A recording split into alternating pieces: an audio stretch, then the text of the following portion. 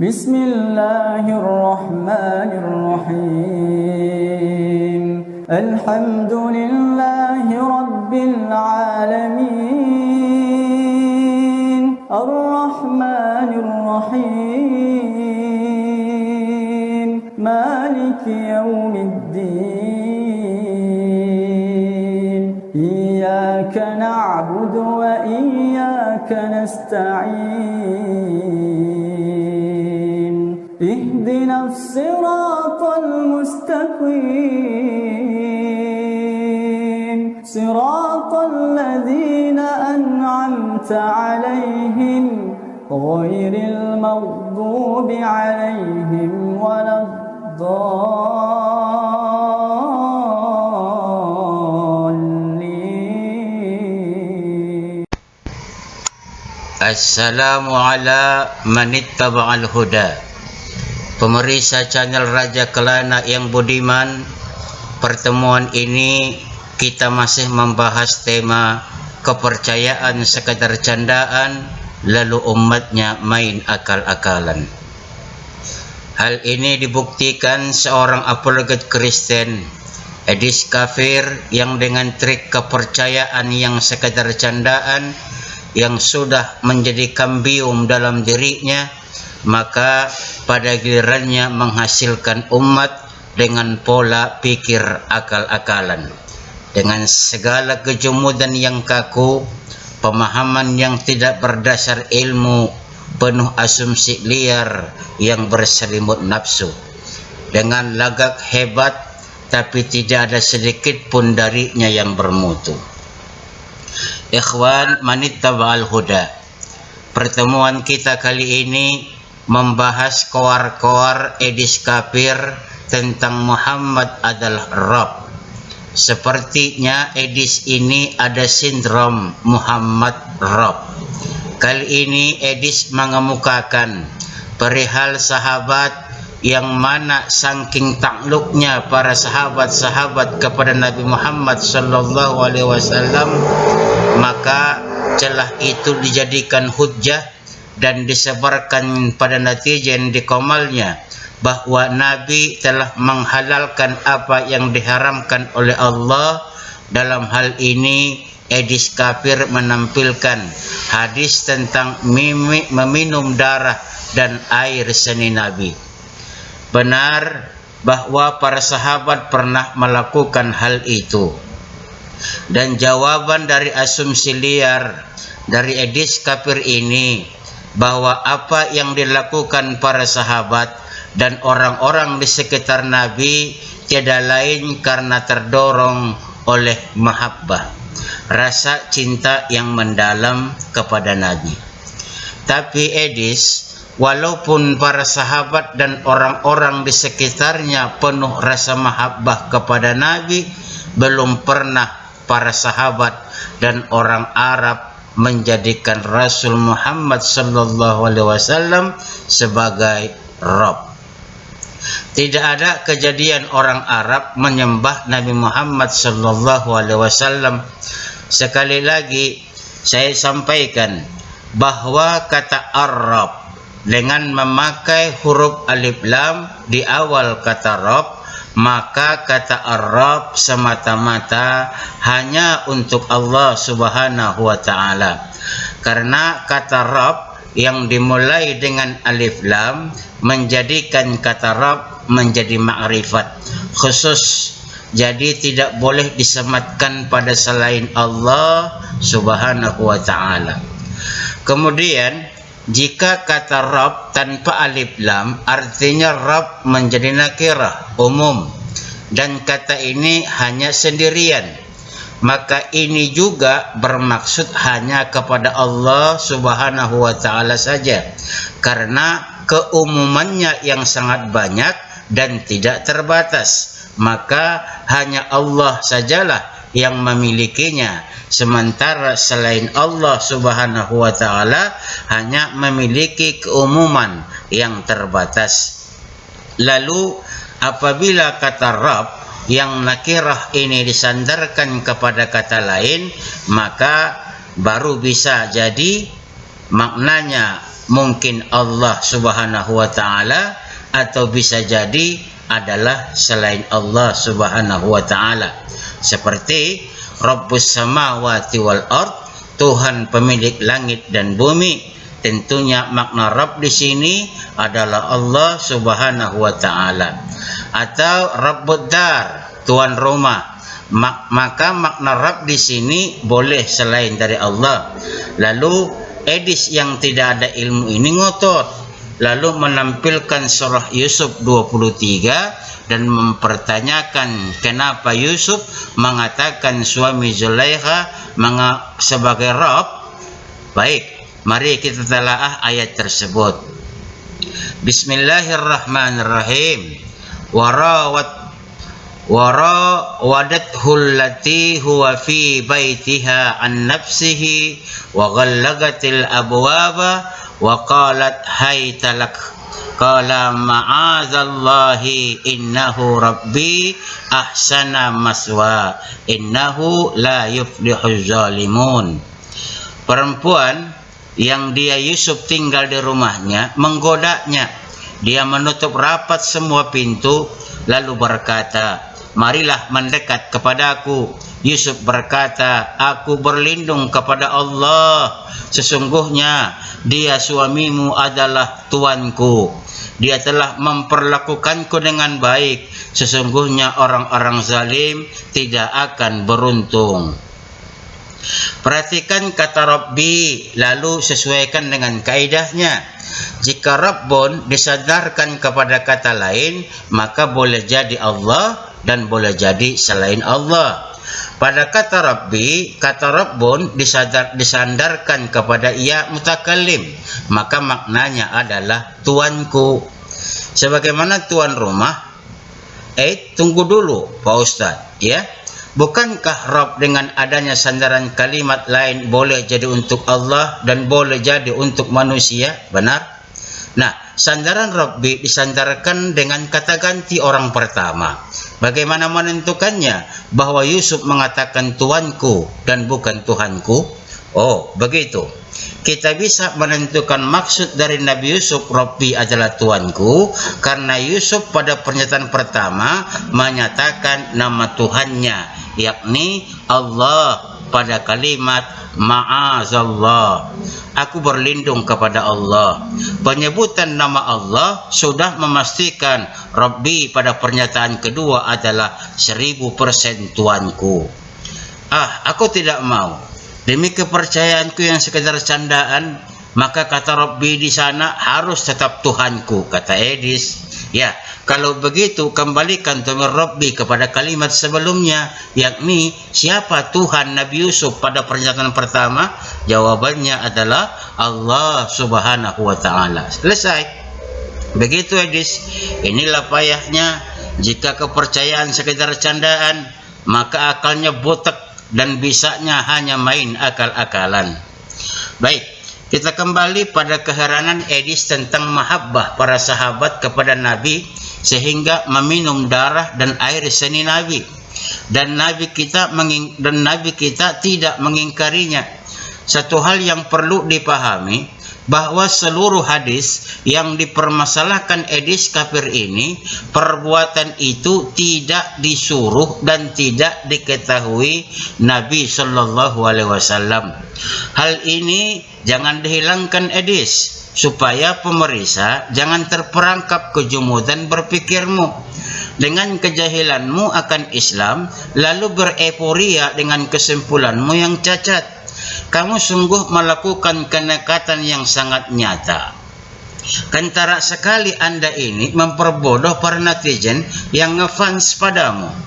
Jangan tegaan begitu dong Edis. Kasihan para netizen yang kau buat seperti kebo dicucuk hidung. Memang ada perbedaan jika tidak diperintahkan Nabi. Iya dong.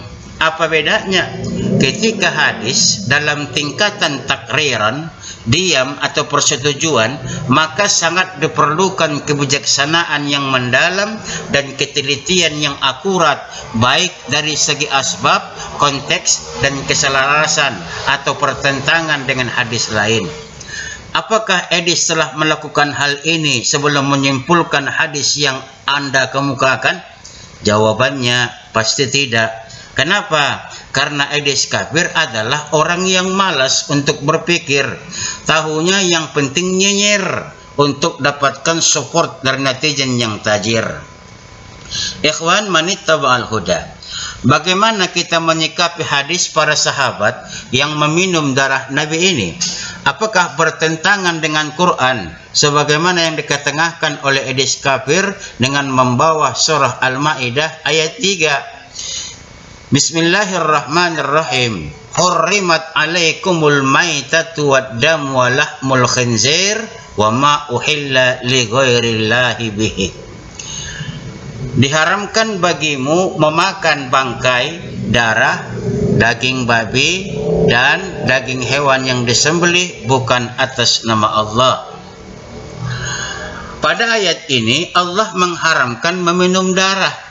Lalu bagaimana bisa Rasul Muhammad mendiamkan atau menyetujui apa yang dilakukan oleh para sahabat tersebut ketika meminum darahnya sendiri? Simak baik-baik ikhwan manittaba'al huda. Yang pertama yang harus kita analisa adalah illat keharaman meminum darah.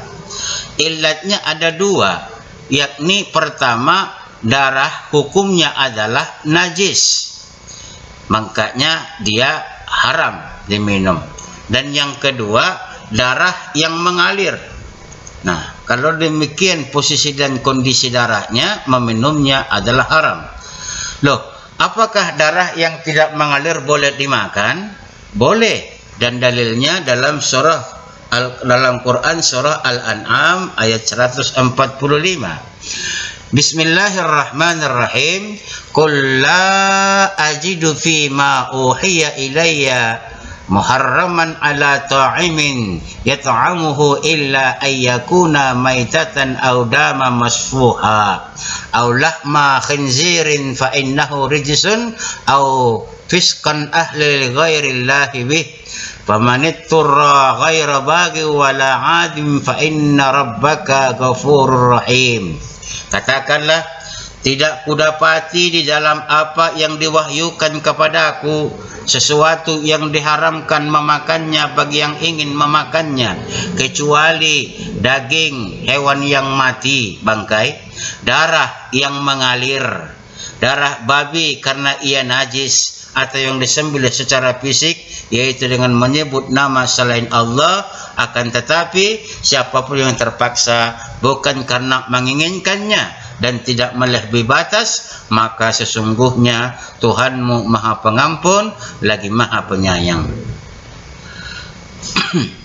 Jadi darah yang dimaksud dalam Quran surah Al-Maidah ayat 3 adalah darah yang mengalir sesuai apa yang termaktub pada Quran surah Al-An'am ayat 145. Nah, lalu mengenai darah Nabi yang diminum para sahabat tanpa sepengetahuan Nabi itu tidak memenuhi illat sehingga Nabi diam dan menyetujuinya.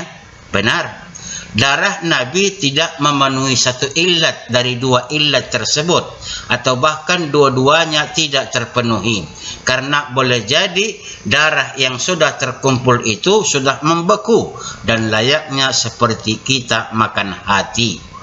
Jikapun tidak, maka satu illat tidak terpenuhi, yakni najis. Darah Nabi Muhammad dan apapun yang keluar daripada Rasul hukumnya adalah suci, karena banyak hadis yang meriwayatkan hal ini. Darah Rasulullah Shallallahu Alaihi Wasallam adalah suci dan ia termasuk di dalam bab pengkhususan Nabi Shallallahu Alaihi Wasallam. Khusus bagi Nabi Shallallahu Alaihi Wasallam saja dan tidak pada orang lain. Dan para ulama berhujjah bahwa sucinya darah Rasulullah Shallallahu Alaihi Wasallam dengan kisah Abdullah bin Zubair radhiyallahu anhu. Hal ini disebut oleh Imam Al-Suyuti di dalam kitab Al-Khasa'is Al-Kubra. Selain itu, Imam Al-Qadi Iyad juga menyatakan hal yang sama di dalam karyanya.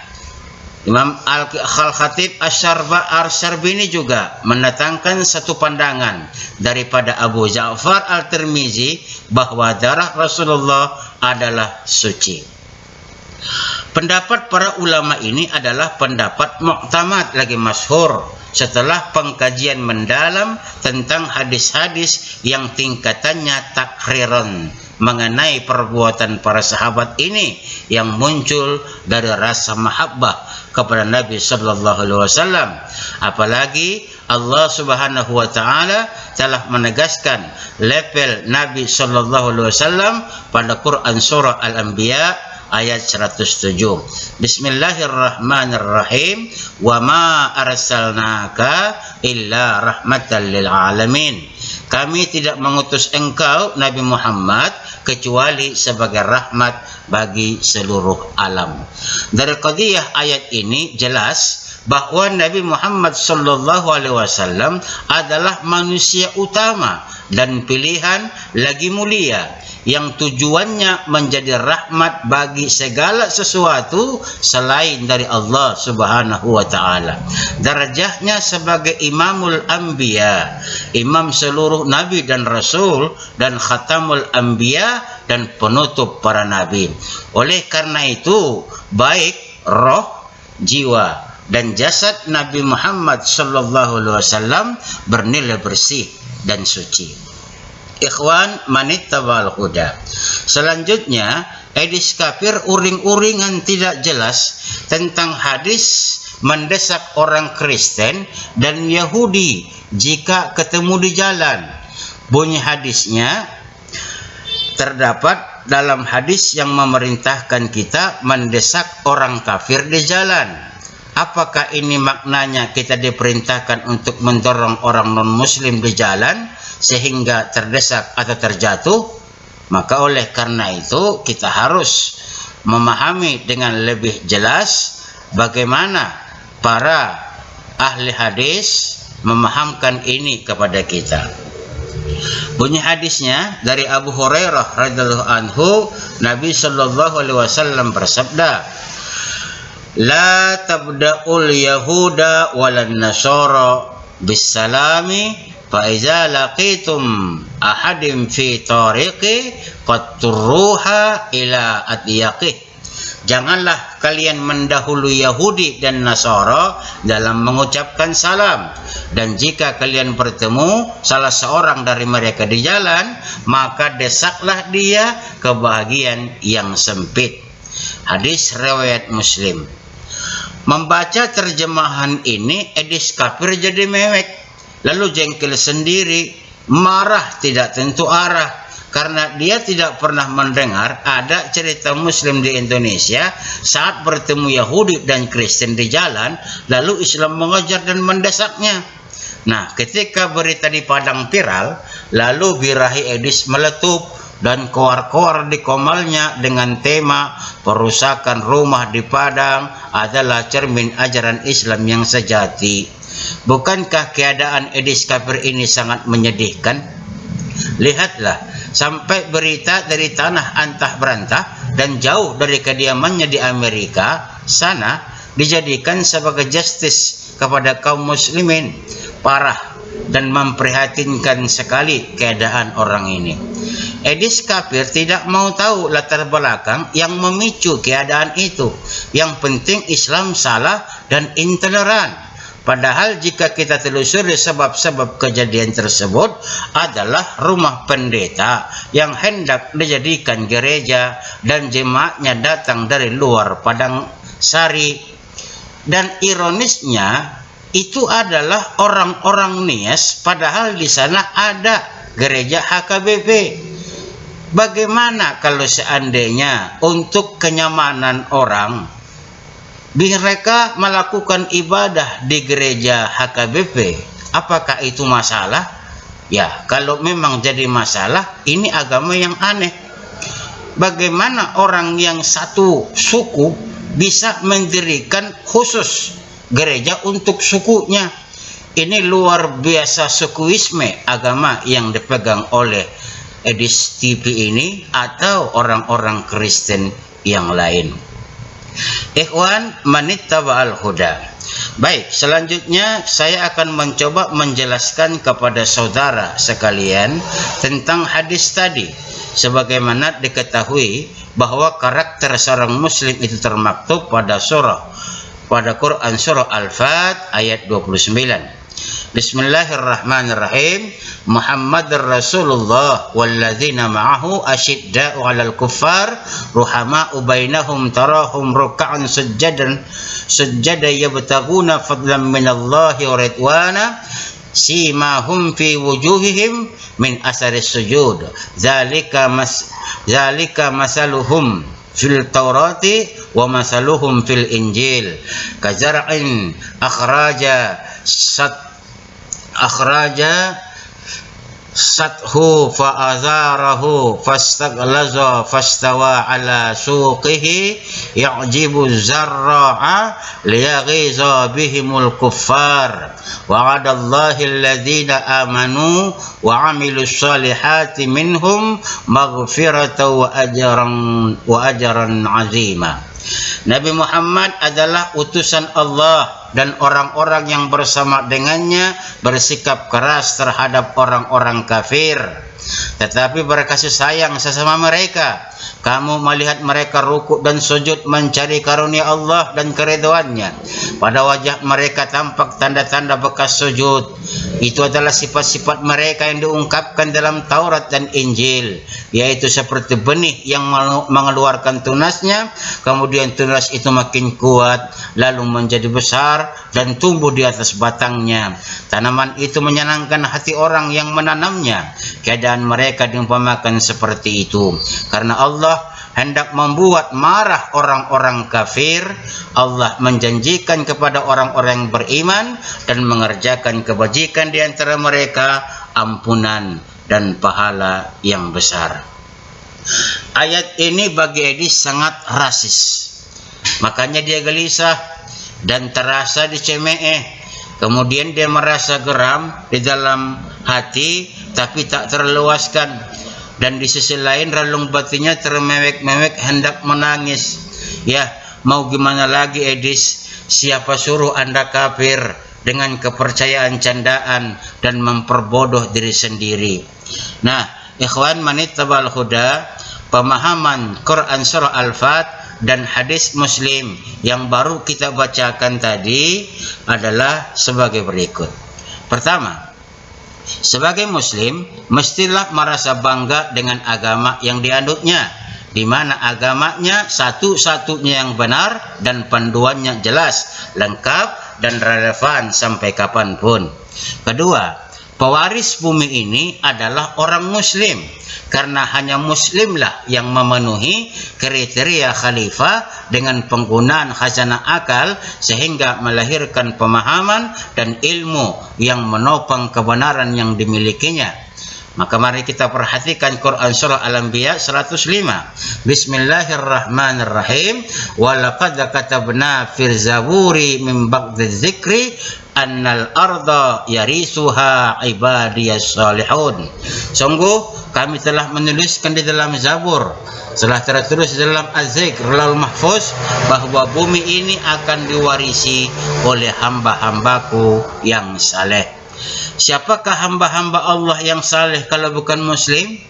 Edis dan Kristen tiada lain adalah kafir kepada Allah, ingkar kepada apa yang Allah perintahkan dan mensekutukan Allah bahkan. Jadi bumi ini tidak diwariskan kepada Edis kafir dan kafir-kafir lainnya.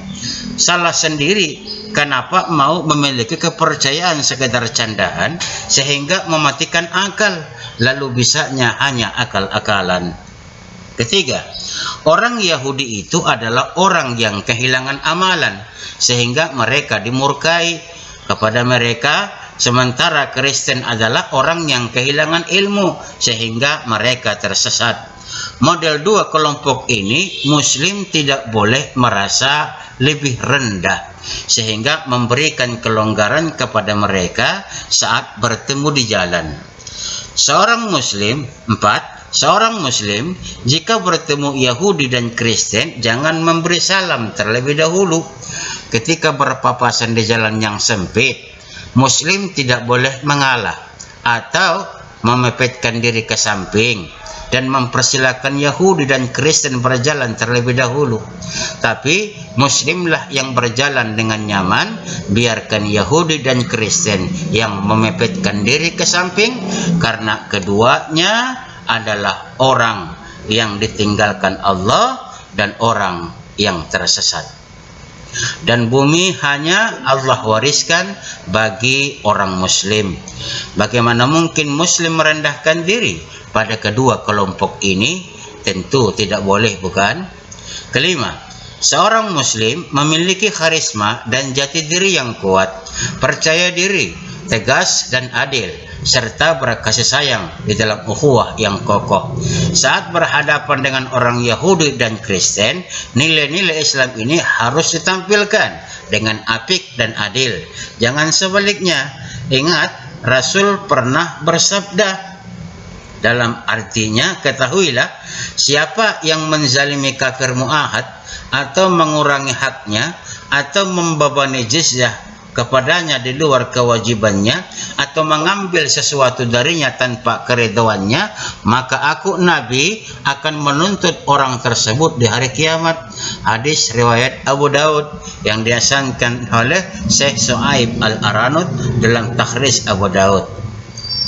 Jadi cara mempraktekkan hadis Abu Hurairah radhiyallahu anhu tadi sebagaimana dijelaskan oleh Syekh Muhammad bin Saleh Utsaimin rahimahullah, maksudnya jika seorang Muslim bertemu dengan orang Yahudi dan Nasrani di jalan, maka tidak perlu berlonggar-longgar jalan untuk mereka, yaitu hendaknya kalau mereka agar berjalan di bagian yang sempit.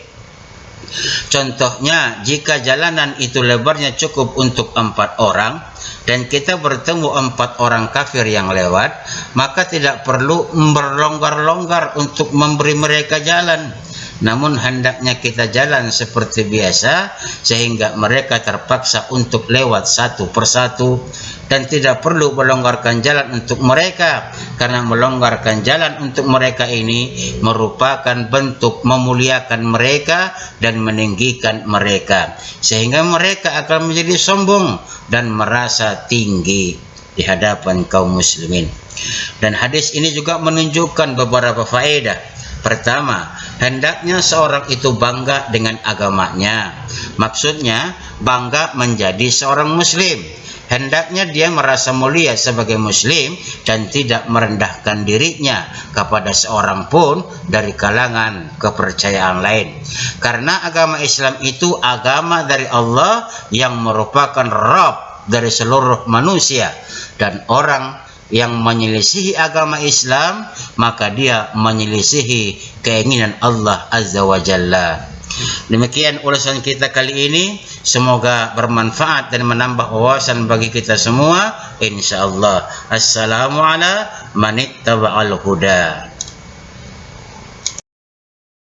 اللهم إني أسألك بأني أشهد أنك أنت الله لا إله إلا أنت الأحد الصمد لم يلد ولم يولد ولم يكن له كفوا أحد.